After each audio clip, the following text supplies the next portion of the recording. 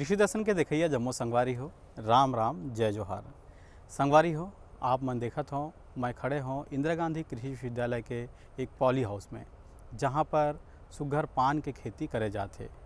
संगवारी हो, पान के विषय में मैं का बताऊं। संपूर्ण भारतवर्ष में पान ला खिलाए के एक रिवाज है।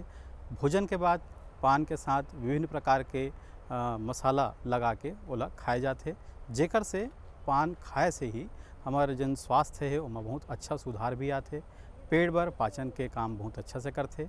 तो ऐसा प्रकार के हमारे पान के लाभ हवय। फिर छत्तीसगढ़ में पान के खेती के कतका महत्व है येला जानबो।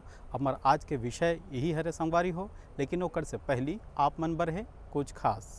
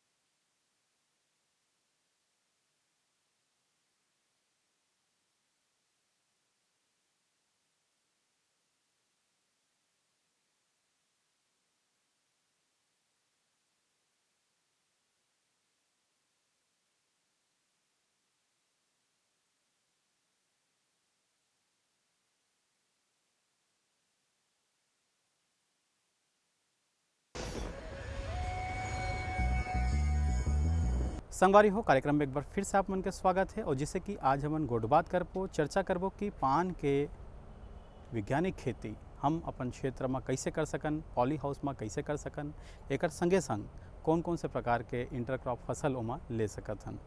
तो संगवारी हो, सबले महत्वपूर्ण है कि पान के खेती छत्तीसगढ़ में कैसे होए, वैज्ञानिक का पद्धति है, ये ला जानबो। यही विषय में चर्चा करे बर आज हमारे संग में हवय डॉक्टर एलिस तिर्की जी, इंदिरा गांधी कृषि विश्वविद्यालय रायपुर ले, और जैन हाँ पान के विषय में काफ़ी सारा अनुसंधान करे है। हमारे किसान भाई मन बर वो बहुत अगन जानकारी लेके आए हैं।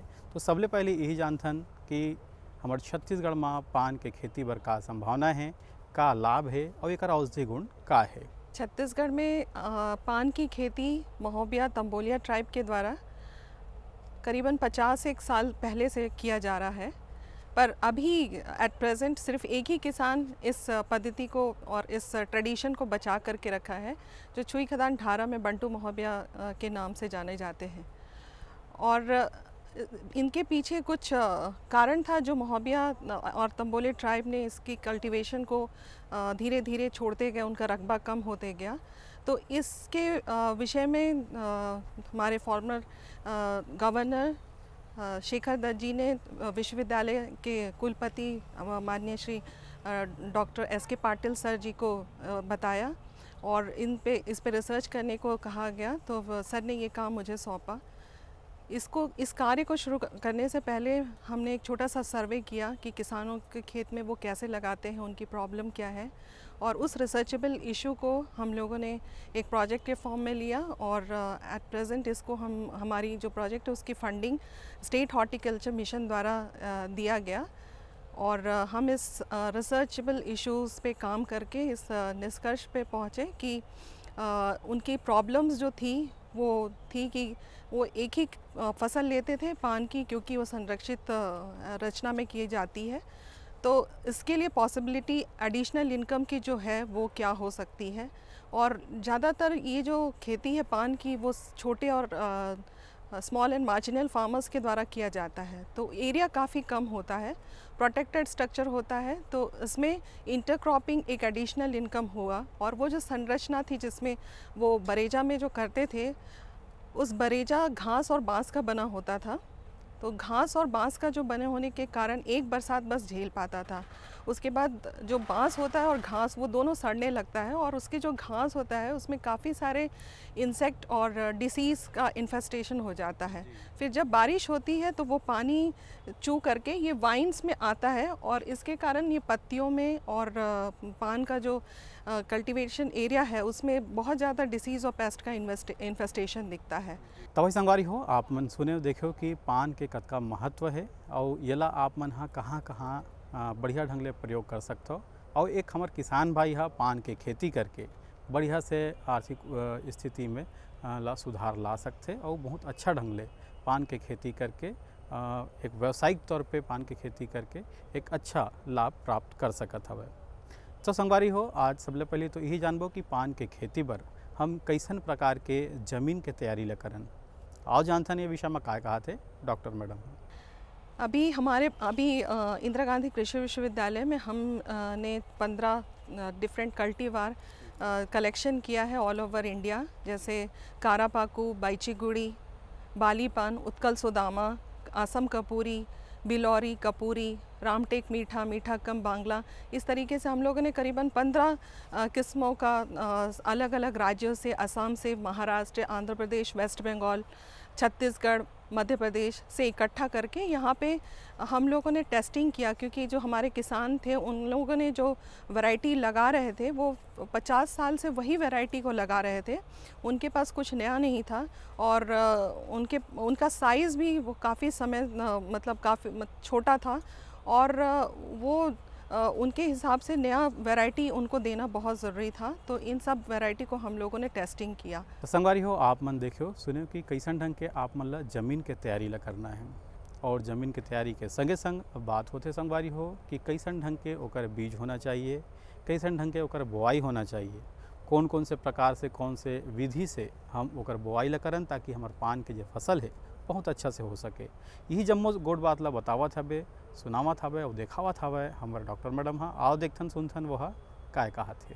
किसान भाई अगर इसका बुआई करना चाहते हैं और अगर कटिंग के थ्रू डायरेक्ट लगाना चाहते हैं, तो जैसे ऑनसेट ऑफ मॉनसून होता है, बरसात जैसे शुरू होता है, एक बरसात के बाद जब आर्द्रता नमी बहुत अच्छी रहती है तो उठी हुई क्यारियों में वो कटिंग 3 से 5 नोड वाले गठान वाली कटिंग उसको लेकर के उसको बैविस्टिन में डिप करना चाहिए 1% कॉन्सेंट्रेशन, या स्ट्रेप्टोसाइक्लिन का 1% कॉन्सेंट्रेशन बना करके उसको 3 से 5 नोट वाली कटिंग तैयार करके उसे डिप करके 5 से 10 मिनट सुखा लेना चाहिए।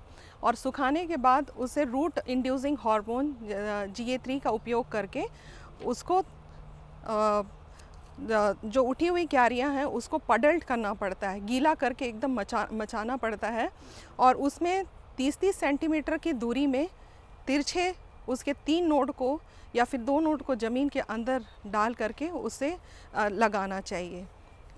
और यदि वो उनके पास पौधे पहले मिल गए हैं और उनके अभी लगाने का समय नहीं आया, तो किसान भाई इसी विधि से सॉइल सैंड और FIM का जो रेशो है 1:1 का, उसको बना करके पॉलीथीन में लगा सकते हैं, और लगाने के बाद 1-2 महीने बाद जब उनका सीज़न आ जाएगा तो फिर उससे वो उसी पौधे को रेस्ड बेड में लगा सकते हैं। संगवारी हो आप मन सुने देखिए कि कैसन ढंग के आप मन ला बिल्कुल सावधानी पूर्वक जेन भी प्रकार के ओमा खाद और जिन भी प्रकार के ओमा ज़रूरत पड़ते और कैसन ढंग के ओकर कलम ला काटना है और कैसन ढंग के ओला लगाना है, ये जम्मो गोट बात ला आप मन देखे हो सुने हो।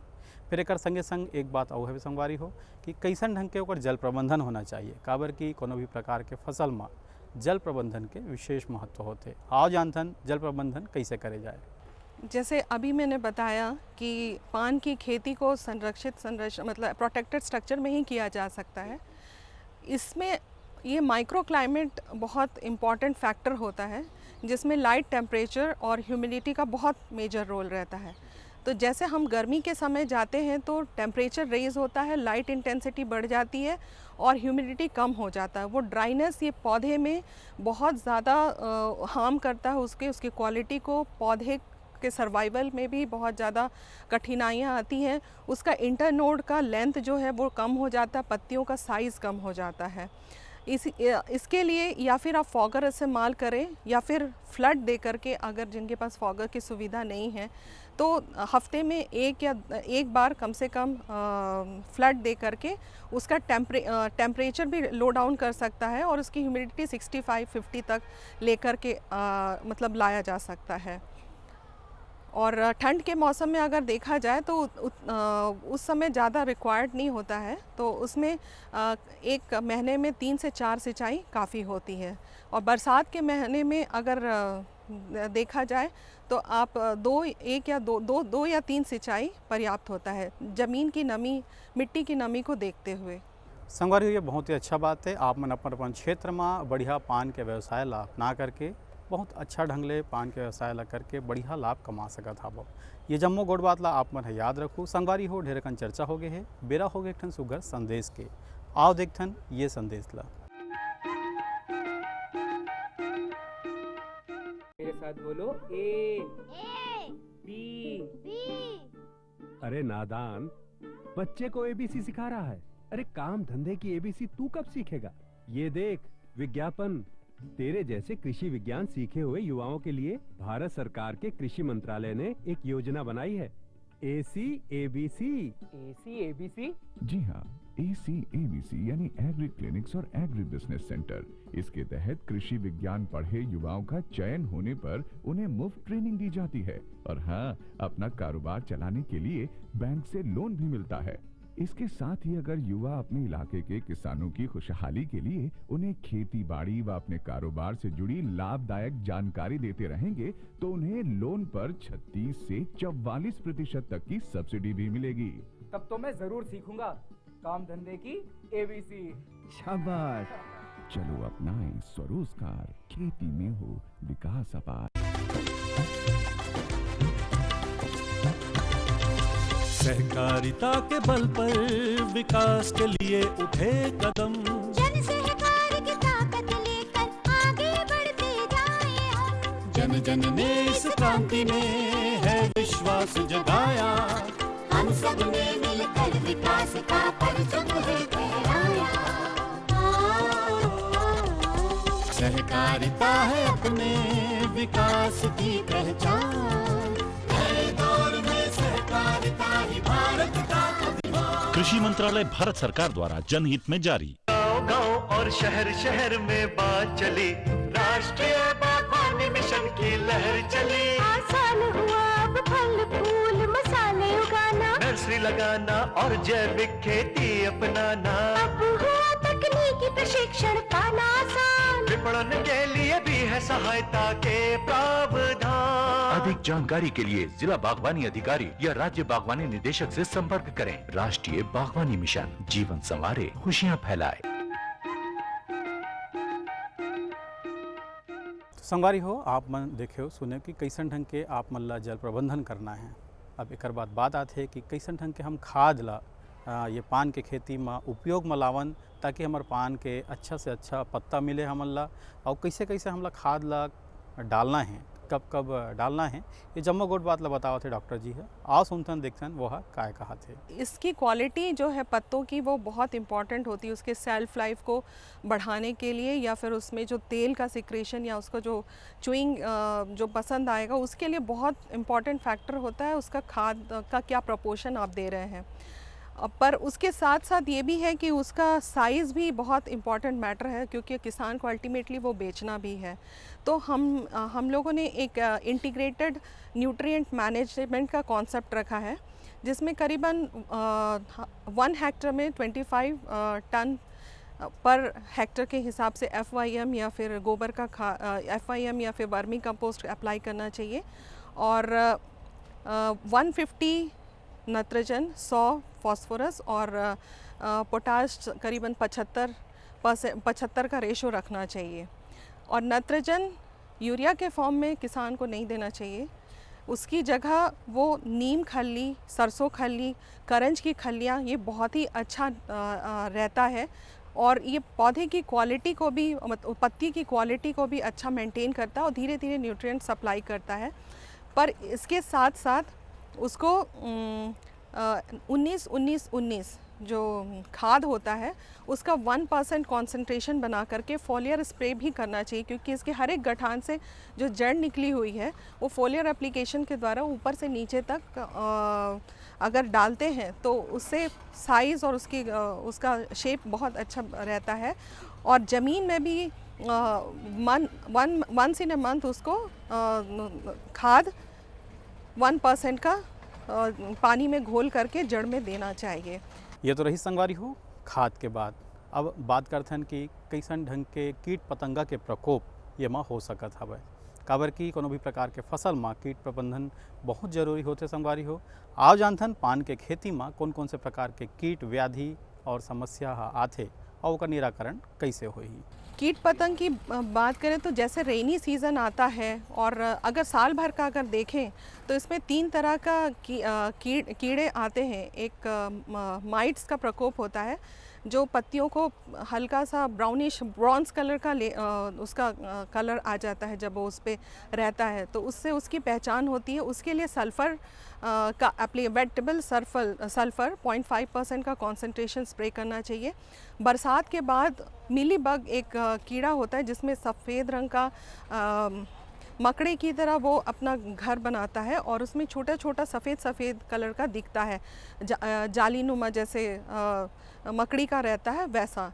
वो मिलीबग जो होता है वो भी पौधे को काफ़ी नुकसान पहुंचाता है। वो पौधे की और उसके तने से जितने भी सैप होते हैं उसको सक करता है और उसको वो छोटा बना देता है और उसका प्रकोप भी बहुत जल्दी फैलता है अगर आप बहुत अच्छे से उसे नहीं देखें शुरू में, तो क्योंकि बाद में फिर वो कंट्रोल करना बहुत कठिन हो जाता है। पान की खेती में 2-3 जो हम लोगों ने डिसीज़ आइडेंटिफाई किया है वो फाइटोप्थोरा का सबसे ज़्यादा इन्फेस्टेशन होता है। करीबन 20 से 100% इन्फेस्टेशन फाइटोप्थोरा का होता है, जो पौधे की पत्तियों को दाग धब्बा या फिर उसके फील्ड में बहुत ज़्यादा जो रूट और लीफ में देखा गया है वो डैमेज करता है। उसके अलावा फाइटोप्थोरा का उसके बैक्टीरियल जो स्पॉट है लीफ में वो भी काफ़ी देखा गया। इन सबको कंट्रोल करने के लिए या फिर आप उसमें ट्राइकोडर्मा विरिडी नाम का एक माइक्रो है, वो बहुत ही अच्छा है। वो न्यूट्रिशन भी प्रोवाइड करता है सॉइल को और प्लांट्स को। तो ये ट्राइकोडर्मा विरिडी है वो 5 ग्राम प्रति 10 लीटर के घोल बना करके मिश्रण बना करके उसको ऊपर भी पौधे के और जड़ में भी ऑनसेट ऑफ मॉनसून और हर महीने करीबन एक बार स्प्रे किसान भाई को ज़रूर करना चाहिए, जिससे बहुत सारे डिसीज़ उससे ही कंट्रोल हो जाते हैं। अगर उसमें बहुत ज़्यादा अगर दिख रहा है और उससे कंट्रोल नहीं हो रहा है तब फिर किसान भाई उसमें बॉडेक्स मिक्सचर का इस्तेमाल कर सकते हैं। 0.5% concentration soil plus foliar spray करना चाहिए। संगवारी हो आप मन देखियो कि कैसन ढंग के आप मन ला कीट व्याधि ले लड़ना है। एक संगे संग आप मन हाँ देखत हो एमेर कि बढ़िया सुघर मशरूम के खेती घलो करे हवे, तो मशरूम के विषय में कैसन ढंग के आप मन मशरूम के खेती करके ये पान के अंतर्गत ही मशरूम के खेती भी करके आप मन बहुत अच्छा फसल ले सकत हवो। आप जानथन ये विषय में क्या कहा थे डॉक्टर मैडम? मैं किसान भाइयों को ये सलाह देना चाहती हूँ कि जिनके पास बहुत कम रकबा है खेती का वो इस पद्धति को अपना सकते हैं। और नेट हाउस अगर वो खुद से बना करके करें तो ये बहुत ही फ़ायदेमंद होगा उनके लिए। इसका इंटरक्रॉपिंग पान का ऑयस्टर मशरूम के साथ करना बहुत ही अच्छा। अगर 500 स्क्वायर मीटर में वो करते हैं तो करीबन उनका 2.5 से 3 लाख रुपए सालाना इनकम जनरेट कर सकते हैं। साथ ही साथ मैं उनको ये बताना चाहती हूँ, इंदिरा गांधी कृषि विश्वविद्यालय में जो इसकी खेती करना चाहते हैं हम उनको टेक्नोलॉजी और उनके फील्ड में जाकर के खुद विज़िट करेंगे, उनको टेक्निकल सपोर्ट देंगे और जो इसे लेना चाहते हैं उनके लिए हम पौधे भी प्रोवाइड विश्वविद्यालय द्वारा कराया जाएगा।